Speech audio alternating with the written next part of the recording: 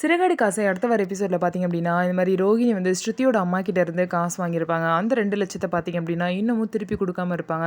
அதனால ஸ்ருதியோட அம்மா ரோகிணிக்கு கால் பண்ணி, "என்ன ரோகிணி பணத்த தரதா ஐடியாவே இல்லையா? இன்னமும் குடுக்காம இருக்க" அப்படின்னு சொல்லவும், "நான் ஒண்ணும் உங்கள ஏமாத்திட மாட்டேன் ஆன்ட்டி. கூடிய சீக்கிரம் குடுத்துடுறேன். கொஞ்சம் வெயிட் பண்ணுங்கன்னு" சொல்றாங்க.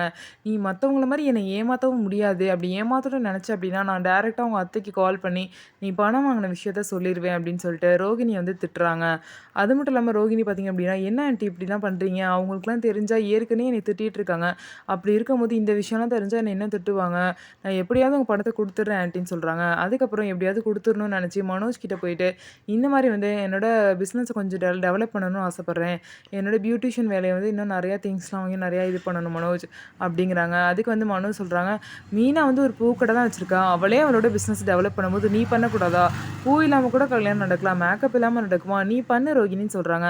அதுக்கு கொஞ்சம் செலவாகும் மனோஜ். அதுக்கு ஒரு 2,00,000 வேணும் அப்படிங்கிறாங்க. அதுக்கு மனோஜ் சொல்றாங்க, "என்னது 2,00,000மா? 2,00,000லாம் எதுக்கு ரோகிணி? அதுக்கு நீ பேசாம என்னது ஷோரூம்ல இருந்து அத டெவலப் பண்ற வேலைய பாரு.